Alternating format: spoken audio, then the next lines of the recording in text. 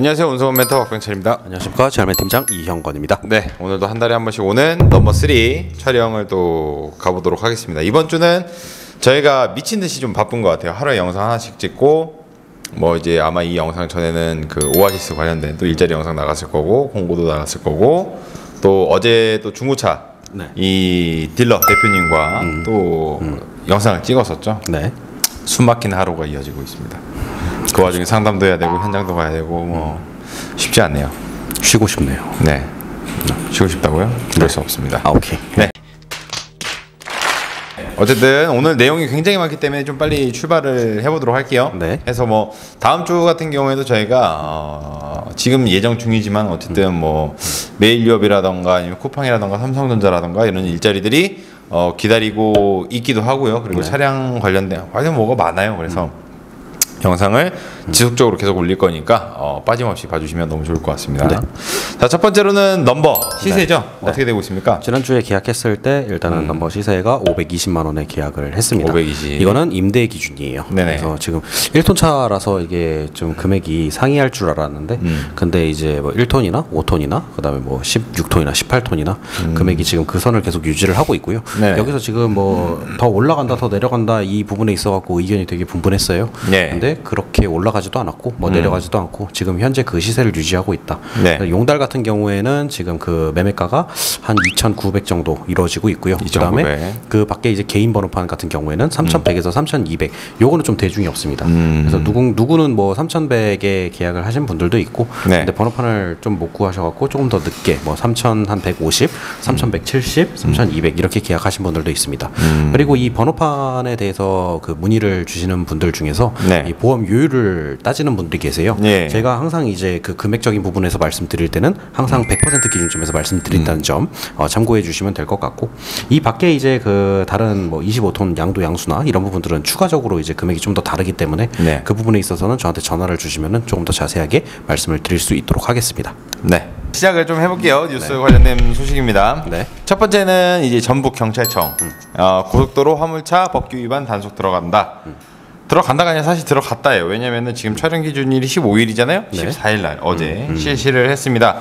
그래서 14일 통영에서 대전 그리고 순천에서 완주 고속도로에서 불시 이제 검문 같이 진행을 했었는데 타이어 상태 불량 그리고 전조등 불량 불법 부착물 그리고 화물 적재 불량 건으로 총 28건 하루 만에 28건 아마 하루 내내 하지도 않았을 거예요. 그렇죠. 그 와중에 28건이 현장에서 적발되었고 개선 조치가 이루어졌다고 합니다. 그러니까 이거는 뭐 저희가 매 달마다 뭐 어느 지역에서 할 예정이다, 뭐 했습니다라고 말씀드리겠지만 갑자기 또 들어갈 수가 있는 부분이고 최근에 또 이 AI를 활용을 해서 이제 후면을 찍어서 적재 불량인지 아닌지를 판단하는 이 저희가 지난번에 뉴스에서 다뤘던 그 기술이 점점 더 확대를 해나가고 있다고 해요. 그래서 이런 것들이 언제 어디서 갑자기 벌어질지 모르기 때문에 근데 아마 제 생각에는 지난번에 말씀드렸던 대로 서울 IC 쪽 그러니까 동서울이라던가 아니면 뭐 남서울이라던가 남서울이라고 하죠 요즘에는 그냥 서울. 예, 그렇죠. 그래서 그쪽이 가장 먼저 진행되지 않을까 생각을 하고 있습니다. 두 번째는 좀 황당한 사건이에요. 고속도로 쉼터에서 화물차 절도 사건이 있었다고 합니다. 예, 굉장하죠. 예, 13일 오후 그러니까 어제 이틀 전이네요. 예, 이틀 전에 경부고속도로 부산 방향 졸음 쉼터에서 55세 A 씨가 1톤 화물차를 타고 달아났다고 합니다. 근데 이거를 몰래 가서 그냥 타고 달아난 게 아니라 흉기로 약간 좀 협박식으로 진행을 했다라고 해요. 그래서 사람한테? 예, 이 A 씨가 범행 직후에 이 대구 안에 있는 아파트 주차장에서 사고를 낸 다음에 거기서 잡혔다라고 합니다. 그러면은 잠깐만 이게 절도가 아니라 이게 특수가 붙지 않나요? 앞에? 그렇죠. 앞에 많이 뭔가 가지고 있으니까. 그러니까 어떤 정확한 앞에 상황을 다 모르기 때문에 뭐 봐야 되겠지만 구체적인 게 아마 나올 거예요. 하지만 어쨌든 이게 화물차주분들이 뭐 이렇게 저렇게 현장에서 다니시고 아니면 좀 쉬시다가 문을 좀 열어놓는 사례들이 좀 있지 않습니까? 그렇죠. 네, 그런 부분들은 좀 약간 좀 조심할 필요가 있다. 어쨌든 그런 사건이 있었다라는 거고요. 세 번째는 수도권 대기 환경청 찾아가는 DPF 클리닝 이벤트 뭐 센터를 운영합니다라는 소식이에요. 환경부 소속 수도권 대기환경청은 오는 17일부터 26일까지 CJ 대한통운이랑 한진 이 대기업들과 함께 유통업체들과 함께 어쨌든 수도권 매립 매립지 관리공사, 좀 이름이 길어요. 수도권 매립지 관리공사와 함께 DPF 클리닝 센터를 실시한다고 합니다. 이게 지금 날짜마다 그 위치가 조금씩 다릅니다. 좀 잘 들어보셔야 되는데 10월 17일부터 18일까지 이틀 동안은 화성 동탄물류단지, 그리고 21일부터 22일까지는 이마트 시화물류센터, 그리고 25일부터 26일까지 인천 수도권 매립지에서 운영이 된다라고 해요. 이때가 이 DPF 클리닝에 관련해서 클리닝을 해주기도 하고, 그 다음에 간단한 사후 정비들 있잖아요. 이런 것들도 지원을 한다고 합니다. 거의 대부분이 경기도 남서쪽에서 많이 하는. 그렇죠. 네. 네. 거기가 이제 물류가 가장 많이 다니기도 하고 하니까. 차량이 가장 많이, 원래는 인천이 가장 많긴 한데. 그렇죠. 어쨌든 이 부분들이 생각보다 DPF 클리닝 한번 해보셨어요? 제 차는 휘발유차라고. 그렇죠. 제 차가 디젤이라 좀 어느 정도 알고 있지만 생각보다 돈이 많이 깨져요. 그죠. 예, 그래서 화물차에서는 유로 그 이제 뭐 4, 5, 6 이렇게 가면서 이 DPF 장치가 굉장히 중요해졌거든요. 그리고 맞습니다. 이게 또 DPF 장치가 저속으로 많이 달리시는 분들, 아니면 시내만 많이 운전하시는 분들 같은 경우에는 이게 고속으로 못 달려갖고 엔진 열이 좀 덜 받다 보니까 이게 좀 덜 태워져갖고 그렇죠. 거기가 좀 막혀 있는 현상들이 좀 나오기도 해요. 그래서 이게 사실상 이제 배기가스의 가장 핵심이 되는 부분이기 때문에 이 배기를 줄이기 위해서는 이거를 깨끗하게 유지하는 것이 가장 중요한데 이 부분에 있어 갖고는 조금 더 이걸 확대하면 좋지 않을까. 매번 아마 그렇게 하기는 힘들 수도 있겠지만 이렇게 기회가 있을 때 근처를 좀 지나게 되신다라고 하면 반드시 좀 받아보시는 게 좋지 않을까 생각을 합니다. 네 번째, 노조원이 아니라서 1회전 이상은 안 돼라는 소식이에요. 이게 물류 업체에 대한 이름은 나오진 않았습니다. 근데 지난 7월 한 물류 업체와 노조 간의 단체 교섭이 이루어진 이후 피해 사례가 나오기 시작을 했습니다. 평소 매일 배차를 보통 한 2회전에서 3회전 정도를 받다가 이 차주분께서 직접 인터뷰를 하신 거거든요.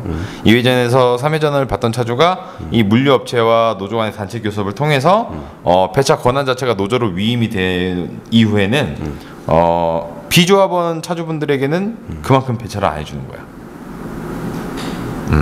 그런 사건이 조금씩 이제 확대가 되어 가고 있습니다. 그래서 이 비노조원 차주분들이 이 노조를 상대로 민영사상 책임이 좀 따르지 않겠냐라고 해서 뭐 소송을 걸 것이다 라는 얘기가 나오고 있는데, 이 부분은 아마 조금 더 지나서 구체적인 얘기가 나오면 말씀을 드릴 수가 있을 것 같아요.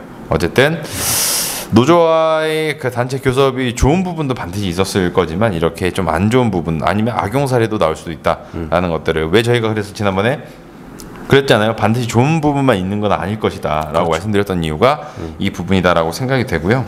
아마 지난 영상에서도 얘기를 했던 것 같은데, 노조는 약자를 대변하기 위한 집단이었어요. 근데 이게 의미가 변질되기 시작하면은 이게 오히려 다른 갑질이 될 수가 있는 가능성이 생기기 때문에 이 부분에 있어서는 좀 더 조심스럽게 제가 얘기를 해야 되고, 그리고 일선에서 행동하시는 분들도 이 부분에 있어서 좀 조심스럽게 다가가야 되지 않을까, 그렇게 생각을 하고 있습니다. 그렇습니다. 다음 소식부터가 세 가지가 있는데 좀 내용들이 다 깁니다. 말씀드리면 다음 소식은 유명 베이커리 운송을 분양해놓고 결과가 달라서 계약을 해지할 수 있다 라는 판결이 나왔어요. 드디어. 굉장하죠. 내용을 좀 들어보면은 중앙지법에서 나온 건데, 이 A씨, 그러니까 이 차주분께서 19년 3월부터 대기업 식품 업체인 유명 베이커리 매장, 유명 베이커리라고 하면은 몇 가지로 추려지긴 하죠. 이 매장 운반을 고정적으로 이제 하고 급여가 얼마가 된다 이런 식으로 해서 분양을 받으셨대요. 그렇게 해서 2.5톤을 받았는데 실제 코스가 해당 브랜드가 아닌 일반 다른 식자재인 거야. 근데 그게 뭐 벌이가 유지가 되면 사실 그냥 욕을 하면서 참을 수는 있어요. 그렇죠. 노선이나 이런 부분인데 노선도 달라, 일하는 방식도 달라, 그리고 시간도 다르고, 그리고 결과적으로 금액이 많이 다른 거지. 그래서 이 부분 갖다가 많이 따지셨다고 해요. 그러다가 뭐 나 바꿔달라 요청도 수만 번 하고 했는데 받아들여지지 않아서 결국엔 소송을 했는데, 이 중앙지법 쪽에 김상근 판사님이라고 계시는데, 이 분께서 말씀하신 게, 이 유명 베이커리 매장의 일자리를 확보하고 제공할 의무는 매매 계약의 목적을 달성하는 데 있어서 필요 불가결하고 이를 이행하지 않으면 매매 계약의 목적이 달성되지 않으므로 주된 채무 중 하나인 일자리 확보, 제공 의무를 이행하지 않았다면서 차주분의 손을 들어줬습니다. 그래서 이 결과물이 매매 대금이 5,800이었다고 해요. 차량이랑 일자리랑 같이 묶어서 5,800 정도면 얼마나 붙었는지 모르겠지만 거기서 차량 그리고 저희가 아무래도 임대 넘버 번호판에 쓰이는 금액을 제외한 나머지 2,900만 원의 차액을 다시 차주분께 돌려줬다고 합니다. 다 돌려주지는 않았네요. 그렇죠. 왜냐면 차량이라는 재물이 남았을 거고 넘버라는 거는 그 회사가 받는 게 아니고 그럼 그 어디서든지 간에 받는 금액이니까. 그 말인즉슨 그 2019년도 번호판을 네. 공짜로 분배할 때 이제 그 번호판 가격으로 2,900만 원을 받았다. 그렇지, 이렇게 해석이 할 수 있겠네요. 어떻게 보면 그럴 수도 있죠. 지금도 그렇겠죠. 네. 어쨌든 그런 부분들 그러니까는 전체적으로 다 받을 수는 없었지만은 제가 그때 왜 예전에도 사기 관련해서 다뤘을 때가 그거예요. 그러니까 전체적인 보상을 받기 위해선 그 차량이 일을 하고 있으면 안 되거든. 네, 일을 할 수 없는 차량이라는 것처럼 아니 내가는 전혀 일을 할 수 없는 상황이다라고 해야 장기간에 걸쳐서 이 금액을 다 받을 수 있는데 어쨌든 뭐 여태까지 이러한 판결들이 잘 안 나왔었잖아요. 그렇죠. 그러니까 슬슬 나오고 있다라는 것 자체가 굉장히 좋은 소식이 아닌가 생각을 합니다. 정의의 신호탄이 쏘아 올려서 그렇죠. 이제 시작이에요. 그러니까 저희도 다른 말을 해서는 안 돼요. 네? 깔끔하게 착하게. 다른 말 한 적이 없는데. 그렇죠. 사실만을 전해드리는. 네. 그렇습니다. 하고 그 다음 소식입니다. 이거는 저희가 저번 달 마지막 소식에서 다뤘던 건데 바로 한 달 만에 일이 터졌습니다. 쿠팡 그리고 배민 등 네. 혁신을 외치던 대기업의 뒷모습이 나타나기 시작했다. 부작용이에요, 부작용. 그러니까 뭐 나쁜 거는 아니고요. 안 봐도 비디오죠. 예, 국내 이커머스의 선두주자 쿠팡 그리고 대표 배달앱 배민 등의 유통업체들이 항상 핫 이슈를 몰고 다니잖아요. 최근에는 그렇죠. 뭐 정규직 대규모 채용이라던가 이런 부분들이 약간 문제가 되고 있어요. 그러니까 좀 전문직에 계신 분들이나 저희 같은 분들이 약간 이게 과연 유지가 될까? 그게 정말 실현 가능할까라는 물음이 좀 많았었죠. 지금 현재 쿠팡 같은 경우에는 대한민국에서 삼성 그리고 현대자동차를 이어서 3위의 고용자 수를 보유하고 있습니다. 네. 굉장히 많아요. 네. 근데 문제는 이 중에서 70% 정도가 계약직이라는 겁니다. 정규직이 아니에요. 부천물류센터 같은 경우에는 97%가 계약직이에요. 네. 3%를 제외하고. 알바란 뜻이죠. 그렇죠. 어떻게 보면. 추가적인 문제가 이 부분들이 기간을 통해서 보여질 수가 있을 거잖아요. 12개월 미만 근무 근로자가 67% 정도. 네. 그러니까는 1년은 채 못 채우고 나가는 사람들이 그만큼 많다는 겁니다. 근속 기간이 개판이란 뜻이죠. 그렇죠. 근데 25개월 이상이 18.6% 정도가 나왔어요.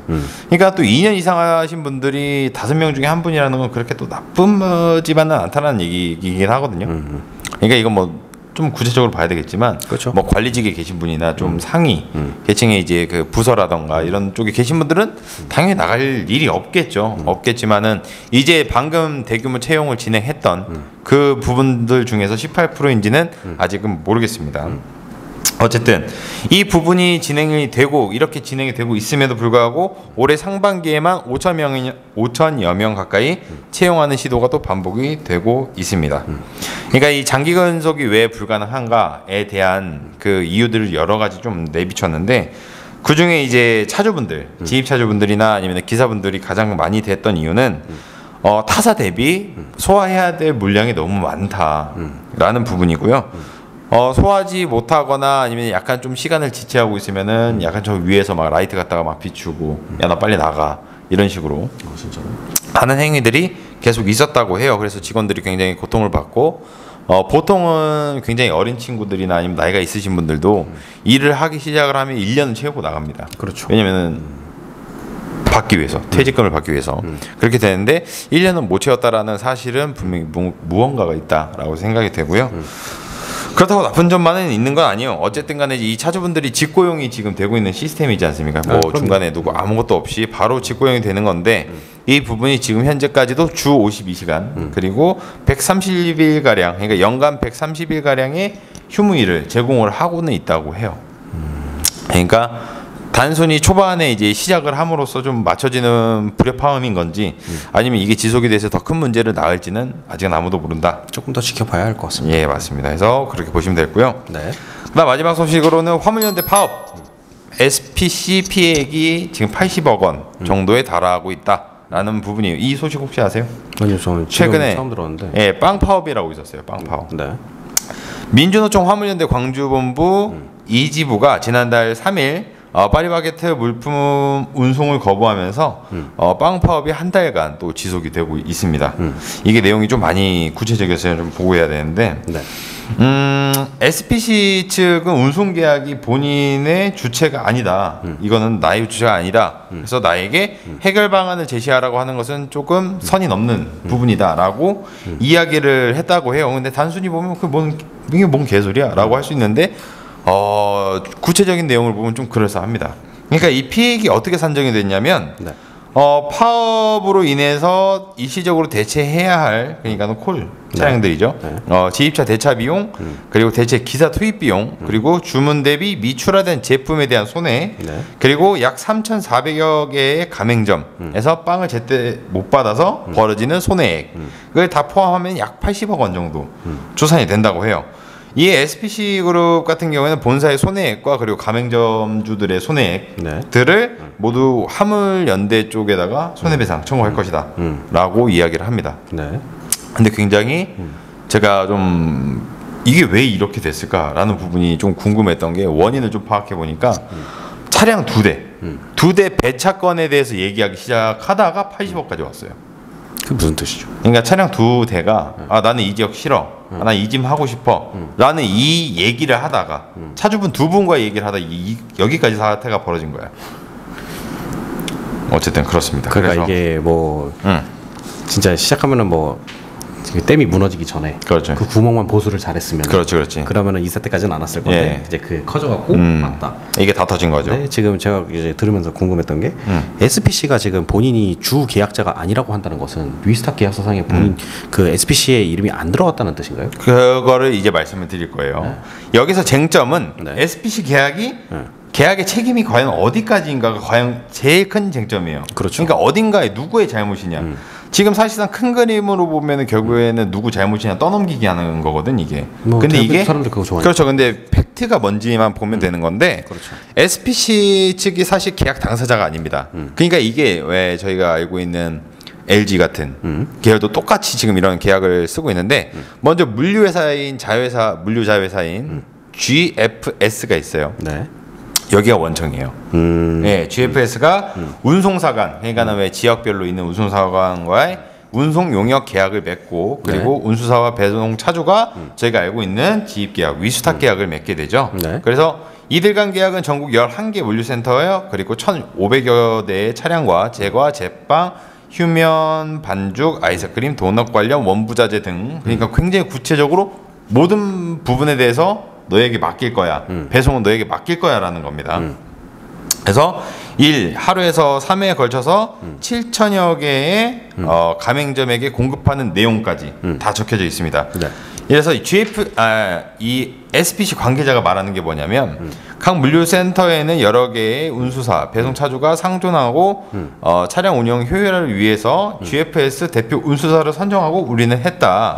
그래서 점포 도착 관리와 배차 관리를 모두 맡겼는데 이 운수사 역할에서 이 SPC 그룹 자체가 개입을 한다라는 것은 하도급법 위반이다라는 거지.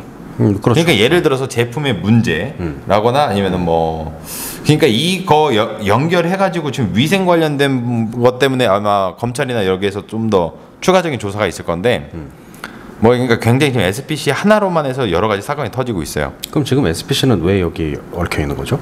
어쨌든 이 차주분들 일하는 곳은 어디예요? SPC. 그렇게 얘기를 하지. 난 GFS에서 일해라고는 안 하거든. 그러면은 지금 그냥 장소를 제공했다라고 하고 나머지 아니지. 그러니까는 어쨌든 물품이라는 걸 제공을 하고 네. 이 물품을 가지고 있는 회사를 기반으로 해서 일을 하는 거잖아. 결국에는. 네. 그러니까 저희가 차주분들을 일자리에 소개시키고 원청사에 소개를 시켜드린다 한들 우리를 통해서 일을 하는 건 아니잖아. 우리가 배차를 해주거나 그런 부분들이라고 보면 되죠. 어쨌든 이 말도 일리가 있어요. 그러니까 이 배차 권한과 그리고 도착이라던가 이런 부분들에 대해서 시간 관리, 차주 관리 아니면은 뭐 그런 것들을 모두 다 너네가 맡아줬으면 해. 그래서 운송 계약을 뭐 이런 계약들을 했을 거고 하도급으로 내려가는 구조인데 거기에서 얘네들이 잘못한 걸 SPC가 떠안는다라는 것 자체가 좀 어떻게 보면 말은 안 되는데 그렇다고 해서 본인들이 컨택을 한 건 맞잖아.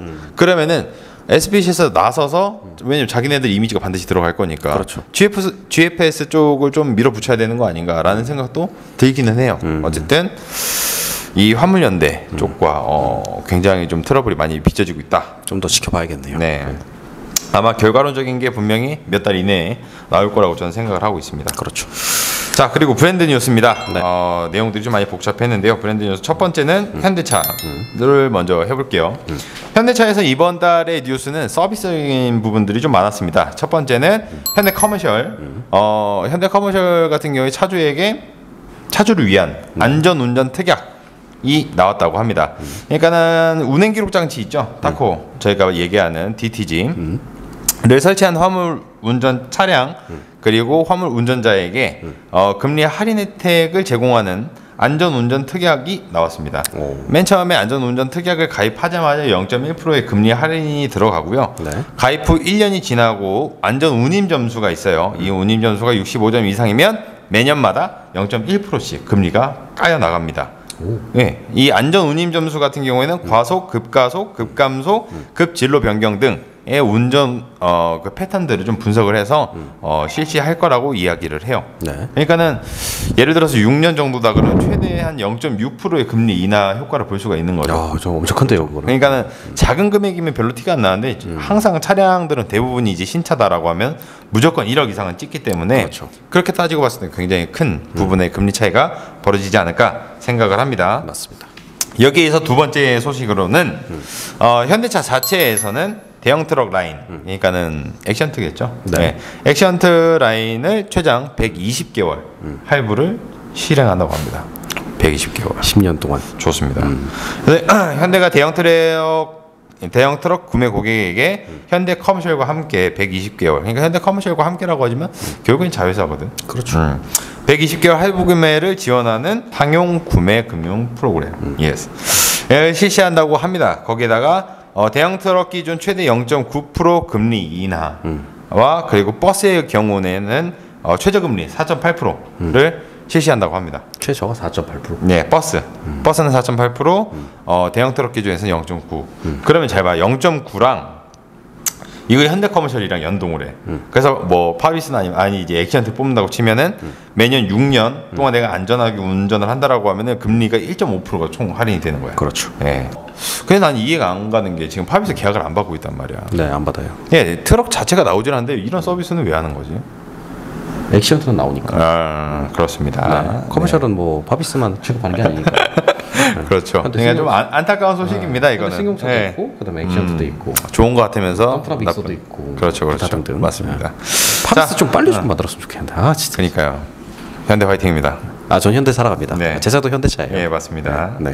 다음 스카니아 소식입니다. 스카니아가 13리터급 신형 천연가스 엔진을 출시했다고 합니다. 이 엔진 자체가 천연가스와 바이오메탄으로 작동할 수 있는 완전히 새로운 13리터 엔진이에요. LNG인가요? LNG와 CNG 두 가지를 합친 겁니다. 둘 다. 이게 굉장히 장점이 뭐냐면 어쨌든 화석이 필요 없는 연료인 거지. 그렇죠. 그리고 뭐 재생 가능하고 배출량을 줄이고 현지에서부터 생산된 연료를 바로 할 수가 있고 각 나라에서마다. 이야. 좋네요. 그러니까 어떻게 보면은 다들 전기를 바라보고 지향하고 따라가고 있을 때 스카니아는 생각을 다르게 한 거죠. 좀 변경을 했구나. 아니 야 기름값 그렇게 뭐 비싸? 뭐 수입하는 게 힘들어? 그럼 너네 나라에서 나와서 해. 가스로 갖다 하면 되잖아. 그렇지. 라고 해서 만들어낸 엔진이에요. 독도 밑에도 가스량이 엄청 많다고 하죠. 그렇죠. 독도 밑으로 가야죠 이럴 때. 그렇습니다. 어쨌든 그렇습니다. 그래서 스카니아는 좀 다른 생각으로 다른 발전을 지금 진행하고 있다라고 보면 될 것 같고요. 저는 이런 게 돋보이는 게 진짜 막 여기저기서 전기를 내는 것보다 정말 새로운 방식의 엔진이나 이런 것들이 나와서 조금 더 적응하는 시간이 길어지면은 나중에 이제 뭐 친환경적으로 봤을 때도 사람들의 선택이나 폭이 좀 넓어지고 사실 그리고 어제 이제 중고차 대표님이랑 같이 이야기를 하다가도 그 전기차를 샀다가 다시 팔아버리신 분들이 이제 상당수가 많단 말이에요. 그러면 이제 그걸 대체할 수 있는 대체제를 만들어 놓고 그 다음이 있어야 되는데 지금 그게 좀 없어갖고 아쉽다. 근데 스카니아 이런 행보는 아주 좋다라고 생각이 듭니다. 그다음 벤츠 소식입니다. 순수 전기 트럭 이 아트로스가 드디어 10월부터 양산이 시작된다라는 내용이에요. 이 아트로스 같은 경우에 최대 적재량 27톤, 최대 배터리 용량 약 420kWh 그리고 화물 적재 상태에서 주행 거리가 최대 400km 범위. 그러니까 400km라는 거는 이제 우리나라에 들어오면 좀 약간 줄어들긴 해요. 한 350이나 뭐 330 이렇게까지 줄어들 건데 여기에 달린 두 개의 전기 모터가 최대 출력 545마력 그리고 항속 출력 450마력을 제공한다고 합니다. 이게 18년에 프로토타입이 먼저 나오고 이제 드디어 몇 년이에요? 그러면은 2021년 3년 걸렸네요. 그죠, 한 3년, 약 3년 만에 이제 독일 공장에서 양산이 시작이 될 거고요. 우리나라에는 언제 들어올지는 모릅니다. 이거 급속 충전하더라도 1시간 걸리겠는데요? 그렇죠. 아마 그렇게 될 것 같은데 그만큼 충전기가 또 뭐가 따라오지 않을까 생각이 되고요. 그리고 이제 뭐 이 효율성 그리고 지속 가능성 그리고 커넥티비티 시험을 위해서 50만 킬로 정도를 계속 주행을 시험을 했다라고 해요. 근데 차주분들은 보통 100만 킬로 이상 타잖아요. 그렇죠. 그러니까 좀 더 주행 테스트를 더 가졌으면 어땠을까라는 생각이 들었습니다. 그 전용 변압기가 따로 있어야겠는데 이 정도. 그렇죠. 그 정도가 있어야 되겠죠. 그리고 다음 소식은 만트럭입니다. 네. 만트럭에서 유지 보수 계약 프로그램 누적 가입자가 곧 3,500명을 달성한다라는 네. 소식입니다. 저희가 지난번에 만트럭 다녀오기도 했고 그다음에 좀 많이 다뤘었죠. 예, 최저가 트럭으로. 거기서 케어 프리 패키지 예, 그때 말씀드렸던 케어 동력 전달 개통 관련 최대 5년에 75만 뭐 무상 보증 그리고 최대 5년의 유지 보수 프로그램 등이 그 서비스 안에 들어가는 건데 그게 3,500명이 넘었다고 합니다. 네, 생각해 보면 아직 그렇게 많은 수치는 아니라고 보여요. 그렇죠. 네, 뉴스로 하기에는 많은 수치는 아닌데 어쨌든 뭐 늘어나고 있다는 거죠. 좋은 거죠. 네. 그다음은 볼보입니다. 네. 볼보는 두 가지 소식인데 첫 번째가 공동 발전을 위해서 한국 폴리텍 대학교 산학 협력 협약 체결을 했다라고 해요. 네. 그러니까는 이 화성 캠퍼스에 있는 한국 폴리텍 대학인데 이런 발전 방향 부분들 그리고 이런 것들을 연구를 하는 동시에 거기서 나오는 직업 훈련을 받고 있는 학생들이나 이런 준비 뭐라고 해야 될까요? 취업 준비생들을 네. 자격증이나 이런 부분들이 어느 정도 과정이 다 걸쳐지면 볼보로 바로 채용할 수 있는 기회를. 볼보가 머리를 잘 쓰네요, 확실히. 이미지라거나 아니면은 이 사람을 키워내는 데 있어서는 브랜드 중에서는 가장 앞서는 것 같아요. 왜냐면은 이렇게 해서 되게 인재를 많이 빨아갔던 곳이 삼성이니까.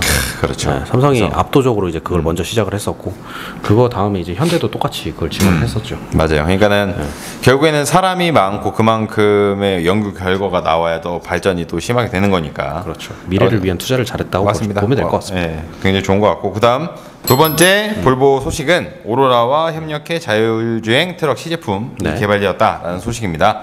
이 볼보 그룹 산하에 보면은 볼보 오토노머스 솔루션스라는 자율주행을 다루는 부서가 있어요. 이 부서가 이 솔루션 기업 자체니까 자율주행 솔루션이 서로 똑같은 거야. 그래서 오로라와 같이 협력 관계를 체결을 했다라고 해요. 약간 지금 좀 뭐라고 할까요? 베일에 감춰진 그러니까 위장막 같은 차량의 이미지들이 막 떠돌고 있는데 그렇죠. 어쨌든 이런 부분들을 지금 같이 협약을 하고 있다라고 보면 될 것 같고 저희가 한 3달 전인가요? 넘버 3에서도 자율주행 관련된 또 그 기업들이랑 협약을 하고 있다라는 소식이 가장 볼보가 많이 들리고 있어요. 차량이 어떻게 나올지는 모르겠지만 그리고 그 다음에 아마 볼보가 맞았던 것 같은데 벤츠랑도 협약을 지금 하고 있죠. 네. 그래서 전기털이 과연 어떻게 나올지 좀 주목해봐야 될 것 같다라는 생각이 좀 들고요. 그리고 마지막은 200호입니다. 드디어 저희가 지난달에 말씀드렸던 X웨이 그리고 T웨이가 나왔다고 해요. 원래는 S웨이라는 게 있어요. 트랙터 모델로 해서 근데 그거는 우리나라에 들어오지 않고 그걸 기반으로 만든 차량인데 차량의 구체적인 부분들이 좀 나왔습니다. 네. 이것도 다 외울 수가 없기 때문에 좀 보고 읽겠습니다. 일단 커스터마이징 기능이 들어갔어요. 그러니까 차를 또 어떻게 색깔 뭐 어떻게 하겠다 이런 거 자기 마음대로 선택할 수 있고. 근데 우리나라에서는 불가능하겠죠. 예, 그렇게 되는 차량이 없어요. 볼보도 그렇고 다들 그 색깔이나 이런 것들을 선택할 수가 있는데 우리나라에서 좀 많이 힘들다라고 보시면 될 것 같고요. 나머지는 약간 좀 뭐 디자인이 세련됐다 아니면 독창적인 뭐 편의 장비가 있다라는 부분들은 실질적으로 보고 체험을 해봐야 알 수 있는 부분이라 생각이 될 것 같고요. 국내 시장에서는 510마력짜리 6x4 그리고 570마력짜리 8x4 그리고 570마력짜리 10x4 등의 세 가지 라인업들이 제공이 됩니다. 제가 지금 말씀드리는 거는 X웨이예요. X웨이가 대형 카고고 T웨이가 그 덤프트럭입니다. 덤프트럭은 따로 있는데 그것까지 얘기하자면 너무 길 것 같아서 근데 약간 좀 비슷한 사양이라고 보시면 될 것 같아요. 어쨌든 그렇게 될 것 같고요. 13리터 커서 디젤 엔진이 들어가고 최고 출력 510에서 아까 말씀드렸던 570마력까지 이르는 성능을 발휘를 하고 ZF-12단 미션이 들어갑니다. 대우코보다 조금 더 큰 엔진이 들어가네요. 네, 살짝 크고 이 엔진에 대한 이미지도 많이 나와 있어요. 그래서 그 ZF-12단의 그 뭐라 하죠? 하이트로닉스래요. 그냥 그전에는 ZF 12단 이렇게만 했는데 네. ZF 12단 하이트로닉스 미션이라고 해가지고 새로 나온 건가요? 예, 그건 잘 모르겠어요. 직접 봐야 될 것 같아요. 어쨌든 그래서 좀 더 매끄러운 기어 변속이라던가 아니면 체결감이라던가 이런 부분들을 많이 보여준다라고 합니다. 그건 한번 찾아봐야겠네요. 원래 그 기존의 ZF 12단 방식이 네. 그 명칭이었는지 아니면은 이제 좀 이게 지금 새로 바뀌어서 따로 나오는 건지 이거 네네. 한번 제가 찾아봐야 될 것 같습니다. 해외에서 제가 봤던 어떤 리뷰어라던가 이런 분들의 가장 얘기를 보면은 그 많이 하시는 얘기가 뭐 중고속에서는 그렇게 차이가 많이 벌어지는 않는데요. 뭐 체결감이나 이런 것들이 몸으로 와닿지는 않는데 저속 구간 같은 경우에서 좀 더 효율적인 변속을 돕는 것 같다. 적정한 RPM에서 바로 바꿔주는 것 같다. 20 뭐 정도 되는 그쪽에서. 그렇죠. 1단, 2단, 3단 딱 여기까지겠네요. 아, 그렇죠. 뭐 어쨌든 그 정도라고 보시면 될 것 같고요. 국내 판매 가격 또한 나와 있습니다. 아까 말씀드렸던 654 같은 경우에는 1억 9,900. 그리고 A54 같은 경우에는 2억 4,300. 그리고 10x4 같은 경우에는 2억 6,900만 원부터 시작이에요. 끝이 아니라 시작. 할인이 얼마가 들어가냐가 가장 핵심이 될 거고 네. 만약에 이 가격 그대로 판다 그러면은 제가 볼 땐 경쟁성이 단 하나도 없습니다. 근데 이제 여기서 뭐 할인을 좀 얼마나 넣어주냐 그러니까 그 부분에 있어 갖고는 최저가 트럭을 한번 더 해야겠군요. 최저가 트럭에 소재가 들었습니다. 안 그래도 저희가 브랜드가 좀 많이 진행을 해가 좀 딸리는 와중이었는데 200호. 200호. 예, 200호 할 때가 됐죠. 그렇죠. 뭐 200호 한번 하면 좋죠. 근데 제가 이제 전체적인 그 사양이라던가 이런 것들을 봤을 때 약간 대형 카고보다는 덤프 트럭이 많이 초점이 맞춰져 있더라고요. 그러니까 경사로라던가 홈로에서 어떻게 이 서스펜션이나 이런 것들이 작동할 것이다 이런 부분들이 굉장히 많이 강조가 되어 있고 얘네들이 워낙에 가지고 있던 것 자체가 또 힘이라는 또 상징성도 있고 하다 보니까 나머지는 우리나라에서 많이 다니던 차는 아니잖아요 솔직히. 그래서 어떻게 쓰여지고 어떠한 후기가 들려지고 할지는 좀 지켜봐야 될 것 같다 생각이 듭니다. 알겠습니다. 끝입니다. 네. 아, 이번 달 소식이 굉장히 많았어요. 굉장히 여러 가지로 되게 많이 하셨네요. 이번 네, 달. 그래서 대기업들에서 지금 벌어지고 있는 문제 그리고 각 브랜드마다의 특징들, 뉴스들 그런 것들이 주로 나왔던 때가 아닌가 생각이 되고요. 진짜 하나하나가 되게 좋은 내용이고 그리고 알고 넘어가면은 괜찮은 내용들이라 갖고 이 부분에 있어 갖고는 네. 뛰지 않고 진짜 한 번씩 다 들어두시면은 그 차주분들도 이제 일하시는데 좀 도움이 되지 않을까 싶습니다. 해서 이런 뉴스들이 단편적으로 봤을 때는 정확한 뭐 나중에 이제 결과치라던가 이런 것들을 잘 모를 때도 있잖아요. 그래서 이런 부분들을 저희가 나중에 이제 연말이나 이럴 때 뭐 라이브를 통해서 이때 이 소식은 이렇게 변화가 됐었다. 그리고 다시 안 됐다 되었다. 이런 부분들에 대해서도 말씀을 드릴 수 있는 시간을 가져보도록 하겠습니다. 네. 너무 영상이 길어졌기 때문에 빨리 마무리를 짓도록 할게요. 네. 이상 운송원 멘터 박경철이었고요. 젤맨 팀장 이형권이었습니다. 감사합니다.